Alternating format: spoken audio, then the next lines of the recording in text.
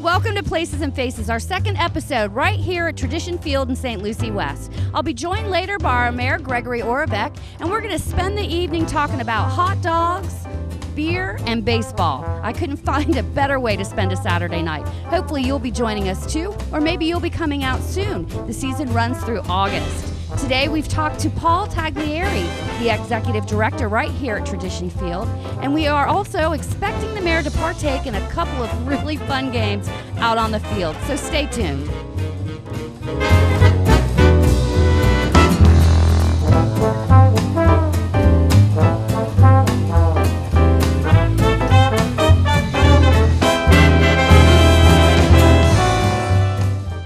Welcome to Places and Faces of Port St. Lucie. I'm Teresa Aronson from the St. Lucie County Chamber of Commerce. We are so happy and honored to be hosted this evening by the St. Lucie METS right here at Tradition Field in St. Lucie West. It's obviously a beautiful day, as it normally is. It's a chamber day, as we like to call it.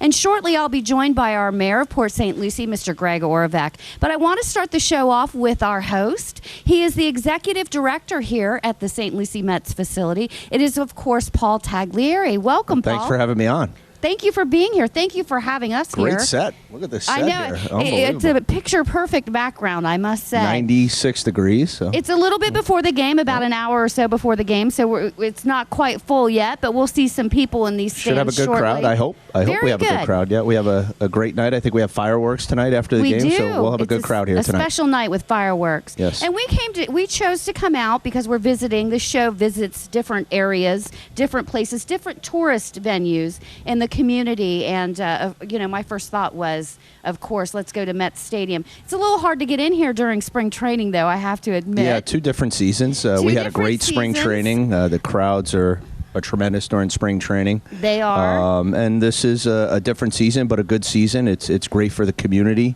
Our crowds are anywhere from 1,000 to 2,000 on any given night.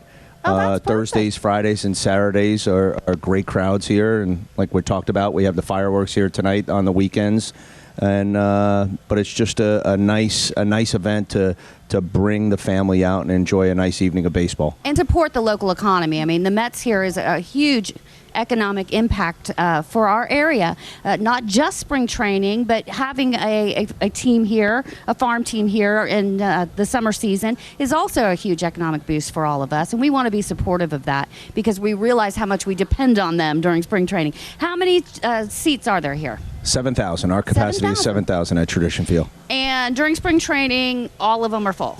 Well, for the most part, the majority of our games, yes. I think last year we had a great year. Our average was just shy of 7,000. Very good. But we had a few games. I think one game in particular, the Yankee game, we were pushing 8,000 people here. So with standing room, our capacity is 7,000, but with standing room, we could get close to 8,000 in here. I have to admit, I came to a spring training game, and you were kind enough to find some tickets for me because it's not always easy to do during spring training. And I had never had that experience before. I was here on the third. It was so crowded that we were I've never sat out here like that, but it was such a great sight to see and to have to, excuse me, for 10 people to get out. It was very exciting. Far different from the seats we're looking at today. Yeah, it's just two different seasons. two different seasons, very special seasons. Two different demographics. During spring training, we got a lot of people who come down. Yes. A lot of people who live here part-time, come back, That's live our in that economic area. driver. Our Absolutely. snowbirds. And then like we talked about a little bit earlier, is that during this time of year, it's more the people who live here full year. Yeah, the families. Yep. And I'm bringing my whole family out here Absolutely. tonight to watch this game. All right. Ticket prices are different. Yeah. This is obviously a much more affordable time of the year to come out and watch a ball game. Sure. During spring training, it's the major league team, so ticket prices are up. And like I said, the vacationers, the people who are down here, the economic drivers that are down here at that time of year, keep us going. And tonight we're going to have probably maybe 1,000 or so people here. But you always do a lot of great promotions during the summer. Talk a little bit about that. I know that there's at least one night during the summer you can bring your dogs out to the... That was last night. Friday nights, I think we do it one night a month. Friday nights is dog days at the park. Bark in the Park, where you could bring your dog out and sit on the berm. Yeah, It's we've done pretty that cool. before. It's fun. But we have a great staff here who coordinates. Trey Van Allen, Lauren Mahoney, Casey Blair, Clint Cure. They all do a great job in promoting. I think I just called Lauren Mahoney. She just got married, so her husband I might be hearing from her husband later, Diacita. Yeah, so they do a great job coming up with very creative I haven't ideas. got used to her last name yet. I know. Though. We'll get there. Very creative ideas to draw people in. Obviously Thursday nights are our biggest night. That's it is? That's our $1 hot dog, $2 beers. So we that says we something see about the crowd we see a good crowd on those nights. Yep. All right. Well, and I know Lauren was working on some things for the mayor and I to participate in tonight, so we're anxious. I don't know what they are. I think we got some good stuff in store for Mayor Orvac tonight. Oh, good. Mostly Mayor Orvac, right? Yes, yeah. I don't think we're going to call you out. I think they're going to call you out. Good. You could sit up at the Tiki Bar and relax and then just enjoy the game. I told her I'd be willing to do some, but I'm not as athletic as I used to be. Well, you got this nice jersey on tonight. I do, and this is courtesy of the Mets. Thank you for that. Okay. And we have a special event going on tonight. The American Red Cross, is that what it is? Yes, the American Red Cross, the Heart Association, and all proceeds. We're going to be auctioning off these jerseys at during the game. And the proceeds that are collected are going to go back to the American Heart Association. We're going to auction mine off too, which I'm just like, who wants my sweaty you never know. jersey? There might be some Teresa fans out there. I doubt it. Let's seriously. see. But it's very nice. It's beautiful jersey, actually. Yep. And we do that. I think we have a handful of games throughout the year where we partner with a local charity and we do a special jersey. And those jerseys, like I said, get auctioned off throughout the game. And the money that is collected. Is collected. I'm looking for that word. I know, is collected throughout the game for those jerseys, gets donated back to the charity. All right. And then you have, of course, the Clutch Club, right?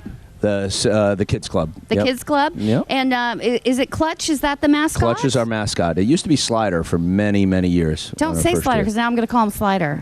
It's Clutch. I was so proud of myself Clutch with a backwards K. Okay. Yep. And I always say, is that what we should be teaching kids, is more improper ways to spell things? Well, the backwards K is when somebody strikes out in baseball looking.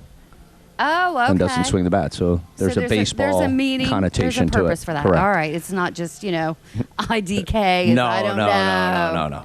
Every you in the world now is just you. I do that a lot. You do? Texting and emailing now. Yep. That's all right. Well, very good. And Clutch will be here tonight. I appreciate you guys coming out. Yeah, this is going to be a special night. It will be definitely a special night. It's a gorgeous night, and I can't think of a better way to spend a Saturday night than with everybody here at the Mets Stadium and with my own family. And we're going to get a hot dog and a beer, and we're really going to just enjoy the game. That's what it's all about. I think our big thing as a staff is when people come out, they come out once, they enjoy it, they'll come out again.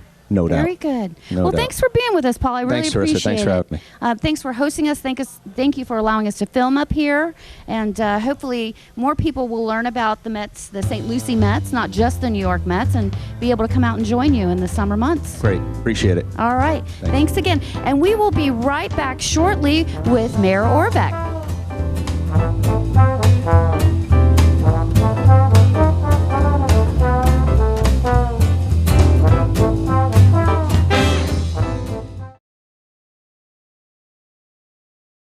Welcome back to Places and Faces of Port St. Lucie. I'm here with my co-host, as always. It's Mayor Gregory Orvac. Thank you so much for being with us again. As always, this is our second show out on location at the wonderful tourism venues of Port St. Lucie. And tonight we're at Tradition Field.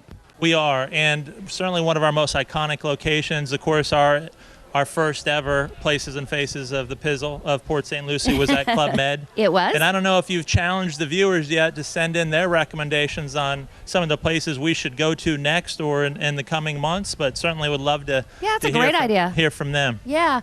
We just visited with Paul Taglieri, our executive director out here. I'd really like to thank Paul. He does a great job, and obviously like to thank the ownership, Wilpon family, Paul Taglieri, and we can't forget our buddy Trey Van Allen. Treyer's awesome. Anyone that has a name like Trey you should call that His person parents out. had high hopes, didn't they, when they did. named him Trayer? Yes. You're going to do But- something important, like be governor. Exactly. Or maybe valedictorian of leadership class 34, which he's in right now. All right, For St. excellent. Lucie. And you are taking applications, I We understand? are actually. We're taking applications right now until mid-September for next year's class. We only take 30 people, and you have to be chosen by the Alumni Council. We have some of our Alumni Council in the audience tonight, namely Miss Pam Houghton and her husband, Dr. Richard Houghton, are with us. But yes, we'll be working on that hopefully in a few weeks. And for our viewers out at home, if you're not familiar with it, you could learn more on the Chamber of Commerce's webpage. And also, I'm sure that you could find an alum to speak with. But if you're serious about learning about the place you live and you want to help move it forward, you want to help lead, I strongly recommend that you check out leadership class put on by our St. Lucie County Chamber of Commerce. You're actually going to be throwing out the first pitch here in about 10 minutes. Did you check that? Because last time there was an incident. First of all, it's a little windy. I just swallowed a ton of air. But I don't have that problem. I did. I almost choked. But yes, I did, and that's exactly why we're doing it again. All right. I did hear about that. Lauren was kind enough to tell me that there was a slight incident. But let's hear your side of it. To me, dogs, I've had a dog since I was a boy. I mean, a young boy. Probably before I could walk, I had a dog. And ever since then, I've played with my dog faithfully and loved my dogs. And every dog that I've ever had catches with their mouth. Of course. So I threw Clutch, just a very gentle pitch. In your defense, he is a dog. Right to his mouth area. And he proceeded to stick his eye right in the ball. And it did cause some breakage of Clutch's eye. I don't know, Doc, I think that might have been the orbital bone, technically. I think don't know. that's a story of bragging. One, because you could hit a small target. No. Two, you hit it hard enough to break it. And three, that means the pitch came in pretty high, which means you got it over the plate, right? It was over the plate, but obviously it was too high to hit Clutch in the eye. I got to tell you, in all seriousness, of all the things I've ever done, the presentations, the speeches, going out there on the mound in front of any stadium full of people, whether it's all the way full to capacity or not, is probably the most nerve-wracking activity. Is it really? Yeah, I've never done it. Goodness. I might walk out there with you, but I'm not going to obviously throw the pitch. But I might. Can I heckle?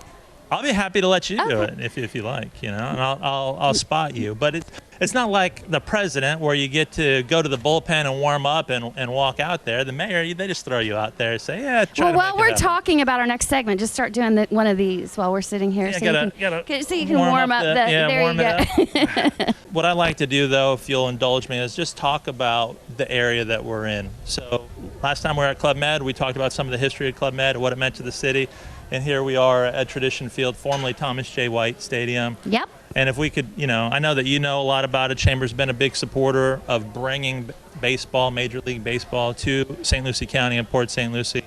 But it just seems like such a good story to tell. It is. It's one of economic growth. It's one of championing the small business. It really affects all of our daily lives. So I never get tired of talking about it. So I think that's a great idea. Let's talk about how this came about. And Thomas J. White actually donated the land for this. And it used to be the Peacock Ranch many, many moons ago. I saw you brought the history book. Yes, and this is available. You could get a copy from City Hall, and at one time it was available at Barnes & Noble. I don't know if it's still there, but it's a great resource for anyone that's interested in the city, and it was done as part of our 50th anniversary. Mm-hmm. And I think, as a lot of people hopefully know by now, we were incorporated in '61, but there weren't a lot of people here. This was cattle land. This was cattle. Yep. It was forest. And GDC came in and created a huge paper subdivision, and they did a lot of clearing, over 80 square miles. But the Port St. Lucie we know today really did not start evolving until a guy by the name of Thomas J. White came to town with a vision for a master planned community.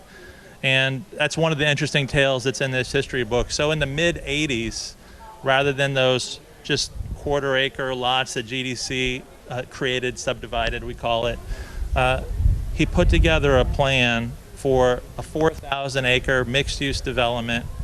And I think one of the most important things about Thomas J. White to understand is that he was a champion for the community and put his money where his mouth He definitely was. did. Yeah, he did. He donated all of this. I mean, can you imagine? Yeah, he donated this land, and within 18 months of his getting the approvals necessary for St. Lucie West that we've come to know and love, he had built the I-95 interchange. Oh, wow. He had built the bridge over the turnpike. Because okay. I got everyone that's come recently, they don't know that Prima Vista Boulevard used to dead end at the turnpike. Yep. That was the beginning of the ranch. So he built that, and then of course he put the probably roughly $13 million and then donated the land for Tradition Field, which was then called Thomas J. White Stadium. And he still has offices out here, actually. Caldwell Banker, Thomas J. White, right here in St. Lucie West. You know, speaking of doing great things for the community and giving back, I wanted to mention that we are wearing these beautiful jerseys tonight that are a special jersey, and it is to honor the American Red Cross and the American Heart Association, and they've asked us to wear them, probably sweat in them because it's about 1,000,000 degrees, and then proceed to try to sell them to somebody for charity. So we're going to try to do that later. We don't get to keep these. We can buy them back. But I know, they're lovely, but they're going to sell them for charity. Were you aware of this? I think it's a trap because obviously if I You fill wanna this buy with it. sweat, I'm not going to expect someone else to buy That's it. how nobody wants my sweaty jersey. I know So- I have my husband, and I'm probably going to have him have to buy it. But that's okay because it goes to charity. It goes for a good cause. And they're actually doing that with all the players this evening. They're all wearing this special edition jersey, and they're going to auction those off for the American Heart Association and give those proceeds back to them. So, you know, not only are they entertaining our crowds, entertaining our residents, but they're giving back in the community as well. And I always mention that there's like a $30 million economic impact from the METS, and that is nothing to sneeze at. So many of our small businesses rely on that every year. So it's not always about big business. Our small businesses are the ones benefiting from that $30 million. And you didn't pull that number out of the air, did you? I did not. I believe the University of Michigan was contracted by St. Lucie County to conduct that economic impact analysis. Yep. So it's good to have the data behind it because that's a fair public policy question. You know, should governmental entities invest in private professional sports? Of course. And that comes up quite a bit. And at the Chamber, we've come out very strongly saying, of course we should, because we're really supporting the small businesses by supporting the stadium here. And our investment in this stadium through the bed tax dollars, which is given out through the TDC, the Tourist Development Council run by the county, that investment is only about $1.5 million. And in return, we're getting $30 million. So to me, it just makes sense. It's good math. I don't know if any other community across Florida, Arizona, and Texas would be clamoring to have the METS in their backyard, and we're lucky enough to have them. And you really dropped some good knowledge on us, some good information. Just to break down a couple of those points, you mentioned tourism dollars. Yes. And let me even take a step back. This facility is not a Port St. Lucie. It's not a city facility. This is St. Lucie County facility. So this is an example of our partners, our siblings over there at St. Lucie County doing good work in Port St. Lucie. So and all this of is you their working stadium. together. And that's Absolutely. really a testament to all of our leaders, our elected officials, who work together so well for the common good. And I've seen that so much in the past 3 years that I've been the head of the chamber. And I can't tell you how much I appreciate it, which is why I like doing these things and coming out and enjoying spending time with you. I know you probably don't believe me, but I do. I do enjoy spending Why would this I time ever with doubt you. that? What are you saying? No, I really do. I like our time together, and we get to talk to people about what's going on in our community and maybe tell them a little bit about the background and what it means to everybody here. So I always do enjoy that. Well, in the Tourism Development Council that you mentioned, so there is a 5% tax put on to short-term rentals, so 6 months or less in St. Lucie County. There's a 5% tax applied, and that's authorized by state law, and other counties can do it. We do it. It allows that 5%, those 5 cents per dollar, to go to tourist-related activities and tourism-related activities. And here are 5 cents. I want to say that 3 2/3 cents go towards Tradition Field and the METS. 1 cent goes towards general promotion, and 1/3 of a cent, I think, goes north of Midway. North of Midway Road, tourism-related capital improvements north of Midway. Right, Yeah, and then that's how that 5 cents breaks down. And as you pointed out, and I think it's important to drive home again, for that $1.5 million investment just from this one facility, we get $30 million in return. So We do. That's a pretty big ROI, what we call return on investment. Yep. That's excellent. And of course, they're also doing charity work out here every day. They have the opportunity to come out and make the actual hot dogs and hamburgers, and they'll donate some proceeds back to the charity if you come and man a booth. I have done that. It's actually work. It's not just a face of I'll push the buttons for hot dog. We were literally grilling and sweating, but it's worth it, and then you get to keep the proceeds. So if you haven't done that, if you are a nonprofit, I would suggest contacting Lauren out here at the stadium, and maybe they can set something up for you because they're always giving back. Teresa, the other, I guess, educational pitch that I'll make is we talked about the stadium, we talked about tourism development, we talked about the 5 cents. I'd like just to talk about St. Lucie West because it really is a special community. It changed the trajectory of Port St. Lucie. It brought commerce here in the retail side of things. Yes. And that really started with St. Lucie West. And I just want to talk to the people about community building. It's not something that happens overnight. So St. Lucie West got a green light in 1986. Here we are in 2016. 30 years later, St. Lucie West is just about built out. Just about. We still Just have about. some land, There's though. like 3 parcels left, and they're under contract. But at the same time, it's important to recognize that you got to go through all those economic cycles, and even a great place with a great plan. It's not just a year, it's No. years. It's not just 1 decade, it's decades. And that's what it takes to build a great community. And that's what it takes on a larger scale to build a great city. So Port St. Lucie, won't you be part of your city so that we can work together hand in hand with groups like the Chamber and residents back here and making something special and making sure that PSLs, Port St. love it.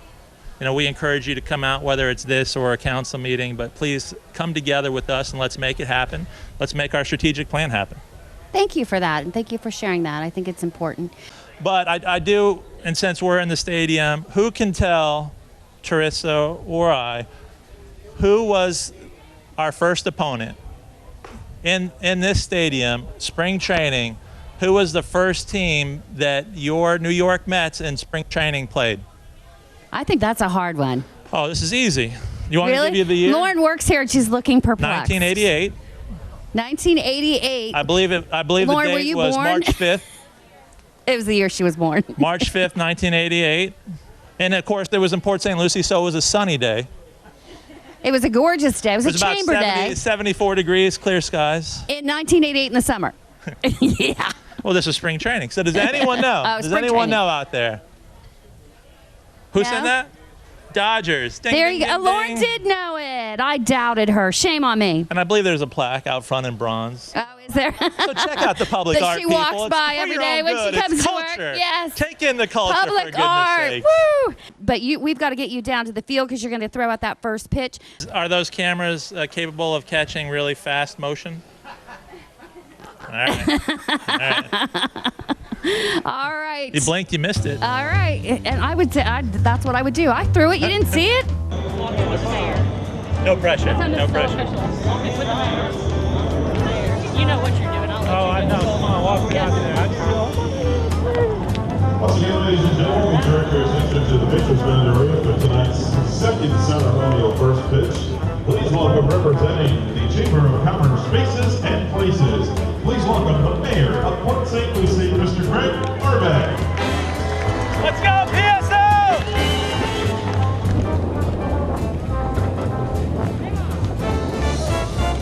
Let's have a nice round of applause for the Mayor of Port St. Lucie, Mr. Greg Urbeck.